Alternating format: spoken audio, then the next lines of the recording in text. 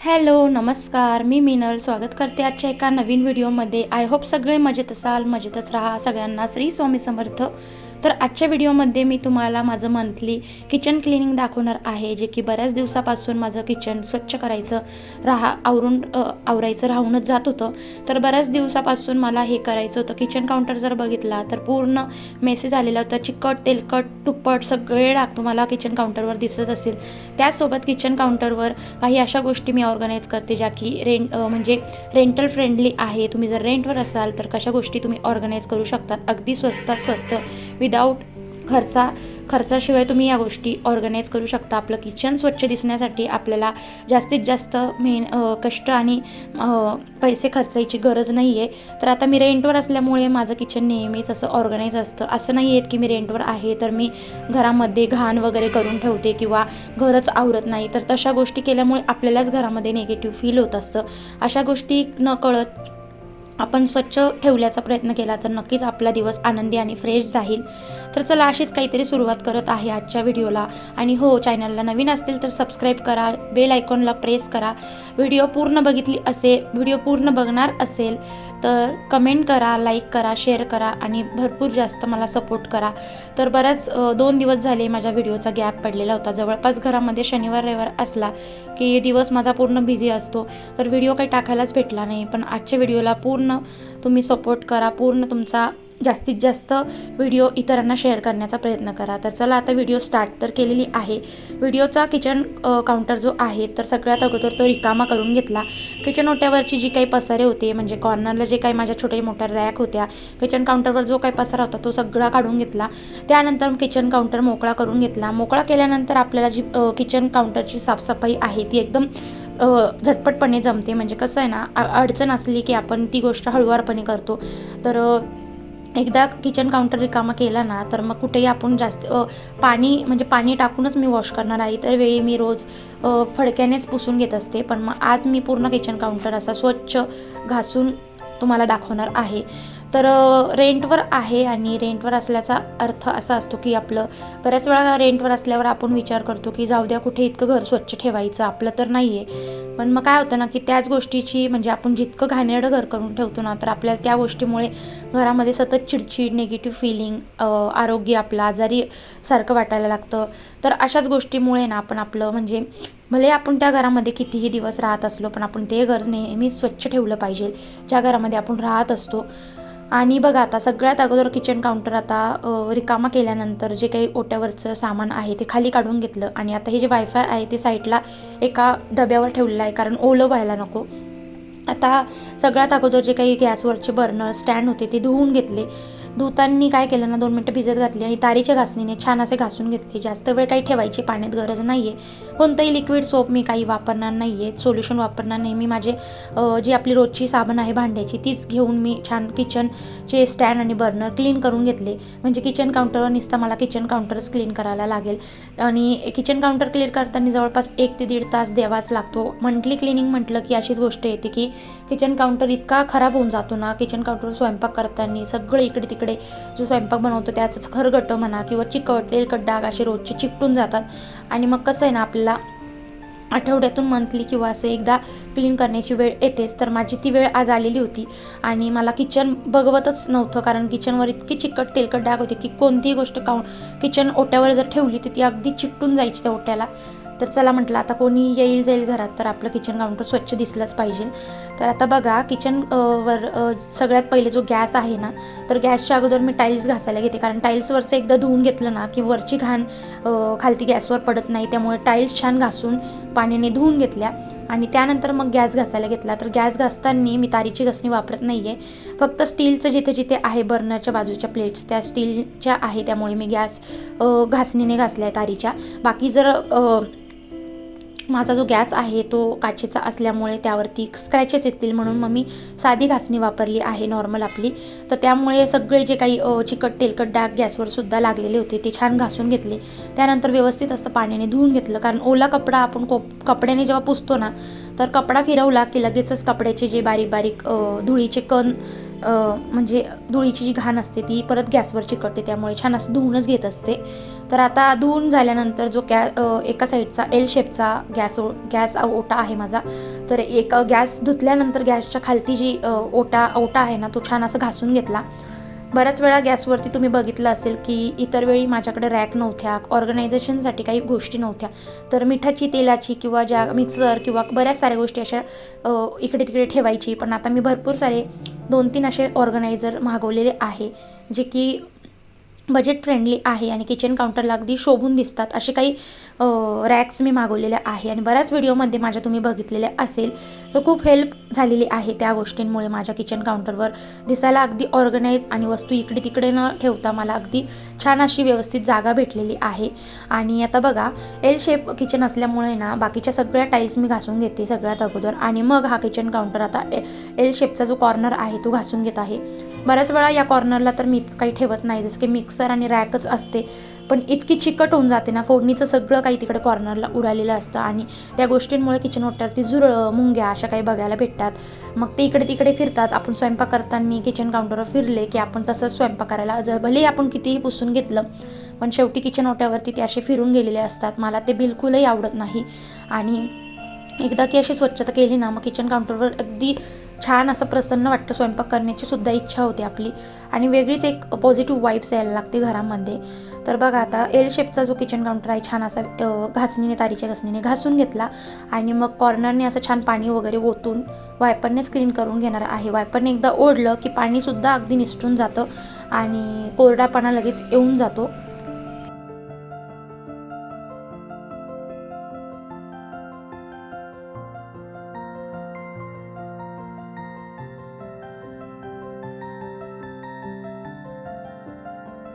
तर व्हिडिओ ह्या नेहमीप्रमाणे मी तुमच्यासोबत काही मोटिवेशनल, काही इन्फॉर्मेटिव्ह व्हिडिओ घेऊन येत असते. जसं की आता क्लिनिंगच्या व्हिडिओ बऱ्याच साऱ्या लोकांना, बऱ्याच साऱ्या माझ्या यूट्यूब फॅमिलीला, जे कोणी दादा असतील, कोणी ताई असतील, त्या सगळ्यांना मला माझ्या क्लिनिंगच्या व्हिडिओ जास्त बघायला आवडतात. त्यामुळेच मी अशा किचन क्लिनिंग, बाथरूम क्लिनिंग किंवा होम क्लिनिंग घेऊन येत असते.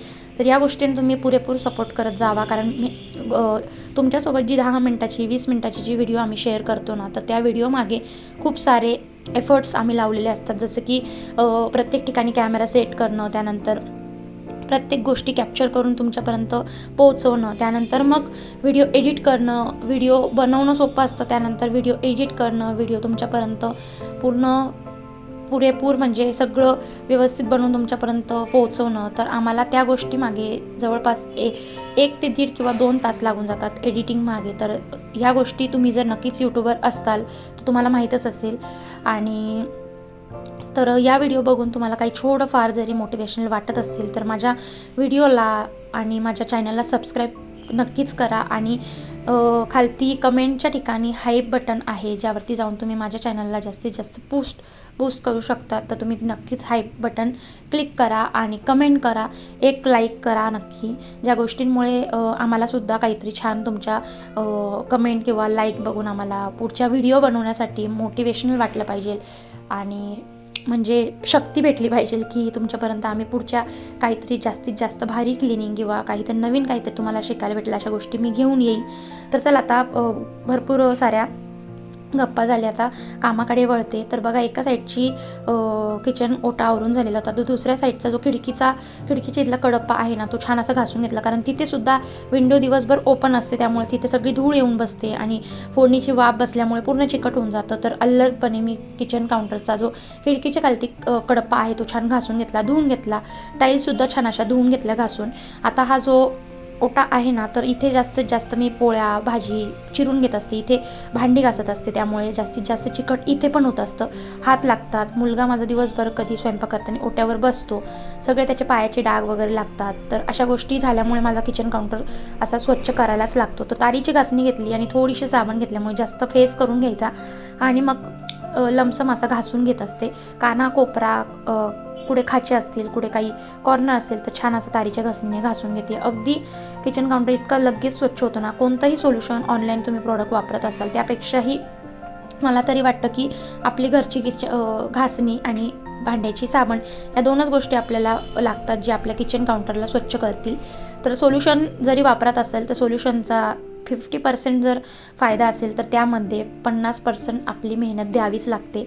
आपण मेहनत केली किंवा आपण जितकं मेहनतीने आपलं काम करत असेल तरच आपला किचन काउंटर क्लीन दिसतो, की आपण कोणतंही सोल्युशन ट्राय केलं आणि त्यावरती लगेचच आपला किचन काउंटर क्लीन झाला असं नसतं. त्यामध्ये आपलं 50% तरी आपली मेहनत असतेच. आपल्याला त्या गोष्ट साफ करताना त्या गोष्टीला जास्त कष्ट द्यावं लागतात. तर कोणतीही गोष्ट सोपी नसते. तर चला आता किचन काउंटर छान असं घासून घेतलं आणि वायपरने पाणी टाकून असं क्लीन करून घेत असते.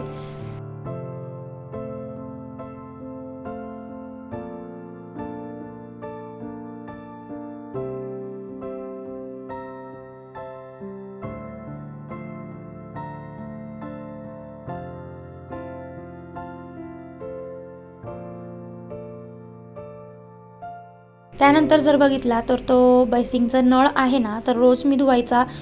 किचन काउंटर माझं इतकं स्वच्छ असतो ना, की मी रोज इतका नळ जो आहे रोज असा क्लीन करत नसते. पाणी टाकूनच व्यवस्थित करून घेते. पण आज मी घासून घेणार आहे, कारण त्यावरती खाऱ्या पाण्याची जी काही भांडे घासताना जे काही पाण्याचे डाग उठतात ना, तर ते घाणेरडं आणि दिसतात. म्हणजे नळ इतका छान चमकत नाही. तर आपण जितकी क्लीन ठेवण्याचा प्रयत्न करतो ना, तर आपला दिवसही तितकाच चांगला जातो. आणि काय माहिती या गोष्टी माझं घर नेहमीच स्वच्छ आणि टापटीप ठेवल्यामुळे मला खूप छान म्हणजे मोटिवेशन मिळत असतं. आणि मला स्वतःलासुद्धा इतकं छान म्हणजे जितकं मी माझ्या स्वतःसाठी जितका टाईम देत नाही, तितकं मी घर आवरण्याला टाईम देत असते. आणि रेंटवर असले म्हणून काय झालं ना, मला घर स्वच्छ ठेवायला फार आवडतं. घर ऑर्गनाईज सुंदर जिथले तिथे करून ठेवायला फार आवडतं. आणि आता नळ छान घासून घेतला तारीच्या घासणीने, तर एकदाच हात फिरवला तरी आपला नळ अगदी चमकायला लागतो. तर त्या बाजूची आजूबाजूची टाईलसुद्धा घासून घेतली, कारण फोडणीचं आणि भांड्याचे जे काही पाणी वगैरे तिथे उडतं ना, त्यामुळे पूर्ण फरशी आणि टाईल्स चिकट झालेली असते. नळसुद्धा छान असा धुवून घेतलेला आहे. आजूबाजूचं जर बोललं तर कडप्प्याच्या जिथे बाजूला मला कडप्पा दिलेला आहे किचन काउंटरवर, तर त्याचा फारसा मी यूज करत नाही. तिथे फक्त माझी एक रॅक असते कब्बशी स्टँडची, बाकी माझं तिथे काहीच ठेवायचं नसतं. तर तो सुद्धा छान असा घासून घेते, कारण बऱ्याच वेळा तो सुद्धा असा पूर्ण म्हणजे त्यावरती खाऱ्या पाण्याचे जे काही व्हाईट डाग असतात ना, किचन काउंटरवर पांढरट डाग पडलेले असतात, ते छान असे घासून घेत असते. तर आता व्यवस्थित घासून घेतलं की तिथे सुद्धा असं पाण्याने छान धुवून घेणार आहे.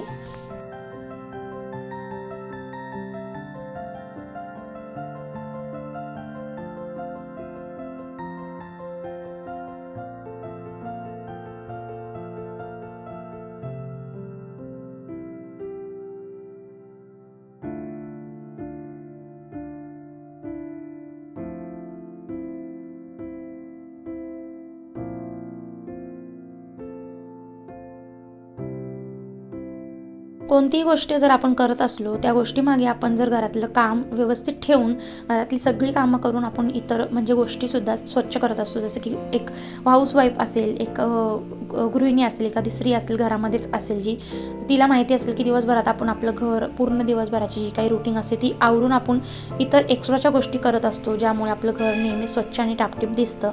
तर आता बघा, माझं घरातलं सगळं काम आवरून झालेलं आहे सकाळचं, आणि हे काम मी दुपारी घेतलेलं होतं. कारण एकदा की जेवण वगैरे, नाश्ता वगैरे सगळं एकदा स्वयंपाकाचं काम आवरून घेतलं, मग किचन काउंटर आवरल्यावरती एखादं 2 तास 3 तास तरी आपला किचन काउंटर व्यवस्थित स्वच्छ आपल्याला बघायला आवडतो. त्यामुळेच मी सकाळची सगळी क्लिनिंग आवरून घेतली, स्वयंपाक आवरून घेतला, जेवणं करून घेतले, भांडी घासून घेतली, मग मी किचन काउंटर क्लीन करायला घेतला. म्हणजे मला किचन काउंटर जवळपास मला पुढचे 2 ते 3 तास चांगला दिसला पाहिजे, स्वच्छ दिसला पाहिजे त्यामुळे.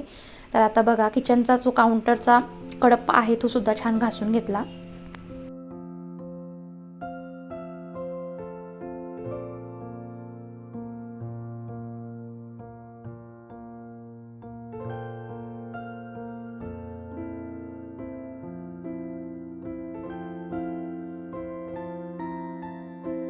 त्यानंतर जो माझा फिल्टर आहे पाण्याचं, ते सुद्धा छान असं ओला कपडा करून पुसून घेतलेलं आहे. जास्त डीप क्लिनिंग करायची असेल किंवा जास्तच खराब असेल तर तुम्ही यावरती घासणी मारून घेऊ शकतात. वरतून पाणी टाकलं तरीही चालतं. बटन एकदा ऑफ करून घ्यायचं आणि मग तुम्ही पाण्याने धुवू शकतात. पण आता मी ते छान एकदा पुसून घेत आहे, जास्त काही खराब झालेलं नव्हतं.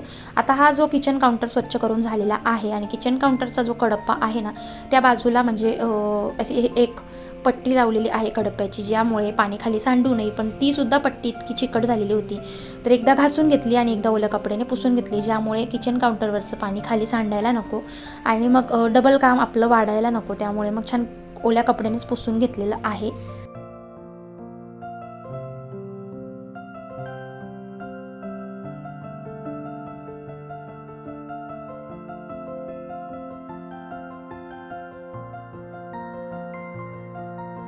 त्यानंतर पुढचं काम असं ना की आपलं बेसिंग आणि सिंक एरिया जो आहे ना तो स्वच्छ ठेवायलाच पाहिजे, कारण तिथेच आपण रोजची भांडी घासून घेत असतो. तिथेच आपला तेलकट भाजीचं जे काही खरगटं अन्न, जे काही तेलकट तुप्पट सगळं काही जिथे सांडलेलं असतं तिथूनच आपले झुरळं वगैरे वासाने येतात. बेसिंगमधनं सुद्धा इथं कुबट घाणेरडा वास येत असतो. अशा गोष्टी नेहमीच सतत आपल्याला रोज घडत असतात. तर आपण आपलं किचन काउंटरचा बेसिंगचा एरिया जवळपास रोज आपण दिवसातून 2 ते 3 वेळा क्लीन केलाच पाहिजे.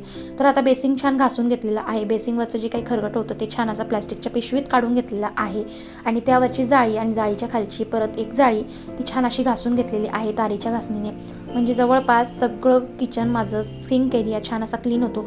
आणि व्यवस्थित बेसिंग एकदा धुवून घेतलं ना तर यामध्ये तुम्ही गरम पाणी करायचं आहे. त्यामध्ये बेकिंग सोडा किंवा मीठ घालायचं. अशा गोष्टींमुळे ना लगेचच पाणी रपकन तुम्ही बेसिंगच्या सिंकमध्ये सोडायचं आहे, ज्यामुळे बेसिंगमध्ये जी काही घाण अडकेल असेल, जे काही केस किंवा जे काही खरगटं चिकटून बसलेलं असेल पाईपला, ते सगळं गरम पाण्याने निसटून जाईल आणि आपला पाईप पूर्ण मोकळा होईल, ज्यामुळे आपलं खरगटांना म्हणा कोणाचा बेसिंग तुंबत असेल तर या गोष्टी तुम्ही आठवड्यातून एकदा किंवा 2-3 दिवसाआड गरम पाणी टाकून तुम्ही क्लीन करू शकतात, ज्यामुळे बेसिंगमध्ये अडकलेली घाण, पाईपला चिकटलेला थर सगळा निघून जाईल आणि बेसिंगमधनं कुपट वास आणि झुरळं वगैरे येणार नाही.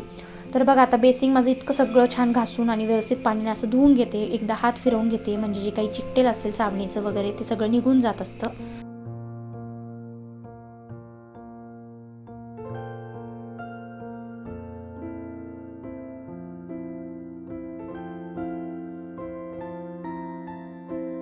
नंतर जो किचन काउंटर क्लीन करण्याचा जो कपडा आहे तो छान मी 1 महिन्यानंतर जास्त चिकट वाटला किंवा खराब वाटला ना तो फेकून देत असते. त्यानंतर दुसरा कपडा मी नवीन कपडा आज वापरायला घेतलेला आहे.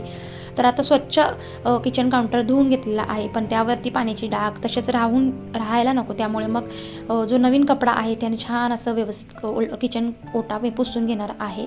त्यानंतर आता शेवटचं काम म्हणजे किचन काउंटर ऑर्गनाईज करून ठेवणं. किचन काउंटर एकीकडे सुकतच होता तोपर्यंत छान माझी जी रॅक आहे, चहा पावडर, साखर, मीठ, चमचे हे सगळं माझं किचन काउंटर एका रॅकमध्ये ऑर्गनाईज होऊन जातं. तर आता हे मनी प्लांट हँगिंग वॉल आहे, हँगिंग मनी प्लांट आहे, तर दिसायला सुद्धा खूप छान दिसतो आणि अगदी 120 ते 150 रुपयापर्यंत मी हा हँगिंग पॉट मी मागवलेला होता. तर खूप छान ऑर्गनाईज करून ठेवल्यामुळे किचनमध्ये एक छान पॉझिटिव्ह वाईब्स येते आणि किचनमध्ये अशा काही प्लांट्स तुम्ही लावू शकता, ज्यामुळे आपलं किचन अजून उठवदार आणि प्रसन्न वाटलं पाहिजे. तर आता कपबशीचा स्टँड देखील मी छान असा ऑर्गनाईज करून ठेवलेला आहे. पुढचं शेवटचं काम म्हणजे बर्नर्स आणि स्टँड व्यवस्थित गॅसवरती ऑर्गनाईज करून ठेवणं. तर आता बघा जवळपास माझा किचन इतका स्वच्छ आणि टापटीप दिसायला लागलेला आहे. सगळ्या गोष्टी जिथल्या तिथे मॅनेज केल्या. गॅस ओटा जर बघितला छान किती नवीनच असं वाटतंय की आजच मी खरेदी करून आणलेला आहे.